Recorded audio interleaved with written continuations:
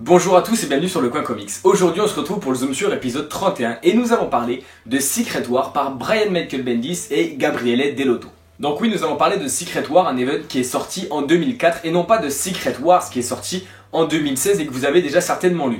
Qu'est-ce qui se passe au début de ce comics? Eh bien au début du récit, avant le comics, on retrouve une lettre anonyme qui va nous donner le ton et la couleur de ce récit. Cette lettre anonyme est une lettre écrite par un ami de Brian Michael Bendis. Et eh bien cette personne anonyme nous explique qu'il est tout simplement un agent secret, une sorte d'espion dans la vraie vie, ce n'est pas une blague.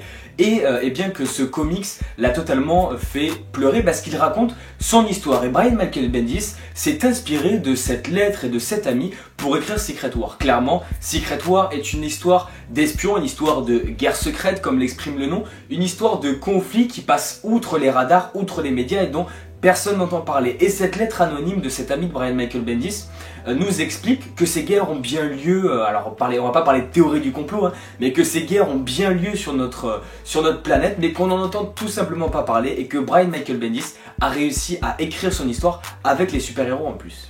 Et donc après cette préface très intéressante, le comics peut enfin commencer. Au début du récit, on retrouve Luke Cage qui est en train de rentrer chez lui, il sermonne quelques gamins qui sont en bas de sa rue et alors qu'il est dans son domicile, eh bien il va se faire attaquer par un super vilain et le ton va être totalement donné. Il va être totalement démoli, amené à l'hôpital et on va nous présenter le héros qui va, du moins le personnage autour duquel va s'articuler cet event chez Marvel, Nick Fury. Et justement, en parlant du Shield et de Nick Fury, eh bien, juste après cette attaque de Luke Cage, quelques planches après, on retrouve un entretien, un interrogatoire plus précisément, entre deux agents du Shield et Pigard, qui est un super vilain de seconde zone qu'on nous présente au début du récit rapidement.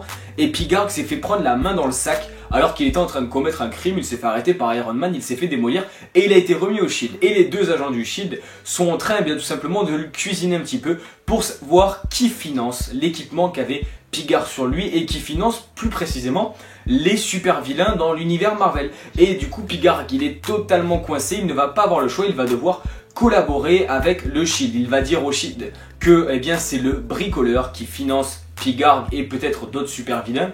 Et du coup le Shield, eh bien, ils vont mettre un mouchard sur ce super vilain et ils vont l'envoyer chez le bricoleur pour essayer de récolter quelques informations supplémentaires. Mais alors qu'il touche la poignée du bricoleur, eh bien le bricoleur s'attendait à être visité, on va dire, et eh bien Pigard va se faire tuer, électrocuté par le bricoleur. Et donc Phineas Mason, alias le bricoleur, pour ceux qui ne connaissent pas, c'est un personnage de l'univers de Marvel qui fabrique les costumes, les équipements et tout ce qui sert aux super vilains à faire le crime. Et bien du coup, vu qu'il s'est fait choper, il a quand même eu le temps de s'échapper, mais il est parti de ses locaux et Nick Fury va rentrer à l'intérieur des locaux et il va voir que eh bien Phineas Mason, le bricoleur, fabrique énormément de combinaisons et de costumes pour des super vilains qui n'en ont clairement pas les moyens. Et il va commencer à avoir la puce à l'oreille et Nick Fury va aller voir tout simplement le président pour parler de tout ça. Et donc Nick Fury, il va voir le président, il lui explique un petit peu ce qui est en train de se passer dans l'univers des super-héros actuellement, que c'est un petit peu la pagaille. Et il va expliquer au président qu'il a un petit peu un doute, parce que eh bien, beaucoup de super-vilains, comme Jack O'Lantern, dont ils vont parler lors de cette discussion, ont des gains et des bénéfices grâce à leurs crimes qui sont minimes. Il explique que la lanterne, Jack O'Lantern, a braqué une banque, il a récolté à peu près 11 000 $, mais le problème c'est que son équipement en vaut 750 000. Et il va donc se demander si eh bien, une personne ne financerait pas les super vilains, et même plus, est-ce qu'une personne ne financerait pas le bricoleur pour créer les équipements aux super vilains gratuitement? En gros, est-ce que quelqu'un serait à la tête des super vilains?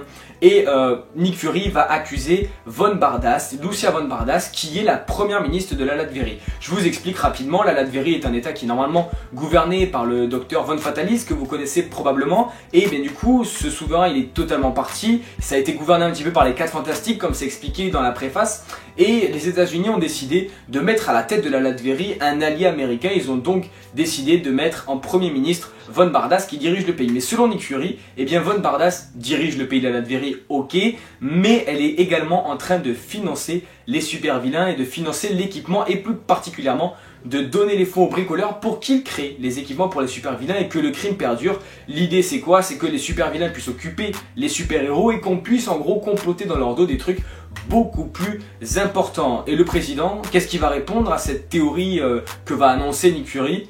Il va lui dire, ok, on s'en occupe, mais on veut garder des bonnes relations avec Von Bardas. En clair, le président décide de ne s'occuper de rien du tout. Et c'est à partir de ce moment-là que la guerre secrète de Nick Fury va réellement commencer. Il va mettre dans la confidence de cette discussion avec le président des États-Unis plusieurs super-héros.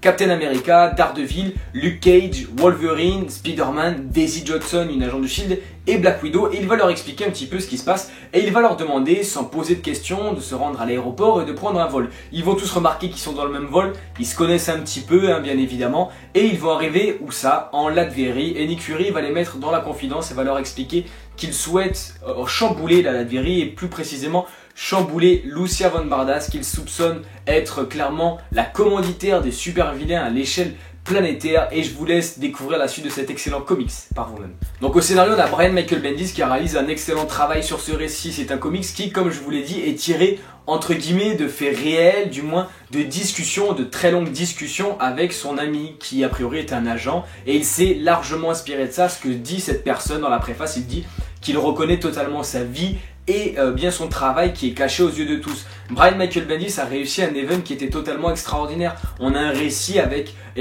beaucoup d'ampleur, beaucoup d'enjeux également, et une intrigue, une histoire qui va arriver au fur et à mesure et qui va, on se doute un petit peu de la fin bien évidemment, mais ça arrive et il nous tarde que ça arrive tellement c'est excellent et tellement c'est bien écrit. Au niveau des dessins, Gabriele Dell'Otto, c'est un petit peu le meilleur dans sa partie, c'est un champion et c'est tout simplement un artiste qui a un talent totalement extraordinaire. Vous voyez les planches et si vous ne connaissez pas cet artiste, eh bien ce comics se savoure. Gabriele Dell'Otto est un génie, les dessins sont tous aussi fous les uns que les autres. Il a un trait bien à lui qu'on reconnaît parmi mille et que vous reconnaissez peut-être sur beaucoup de covers des All New All différentes notamment. Et c'est un dessinateur qui est tout simplement extraordinaire, énormément plébiscité, énormément apprécié. À juste titre, deux artistes de grand talent. Ce récit est tout simplement une pépite et un gros chef-d'œuvre qui a été écrit et édité par Marvel et par Bendis et Dell'Otto. On a un récit, un événement qui chamboule, un récit que je n'avais jamais lu, que j'ai lu grâce à cette collection Marvel Event, qui est une collection, on va en parler, excellente, car c'est une collection qui va contenir et comprendre tous les plus gros events de l'univers de Marvel. Il y a eu 2 coffrets qui sont sortis, un premier sur les Avengers si je dis pas de bêtises, un second sur Spider-Man, et ils ressortent au fur et à mesure tous les events emblématiques et les récits qui ont marqué l'histoire de Marvel. Et du coup, rééditer ce Secret War était une excellente chose, parce que pour des lecteurs comme moi, peut-être comme vous, qui n'ont jamais lu ce récit, sorti en 2004, c'est tout simplement une pépite.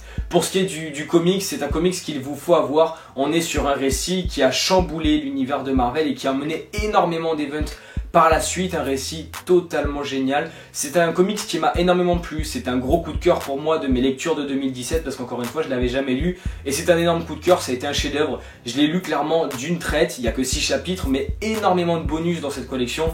Un récit totalement génial. Une chose que j'ai particulièrement appréciée également, c'est ceci. Vous allez me dire mais qu'est-ce que c'est?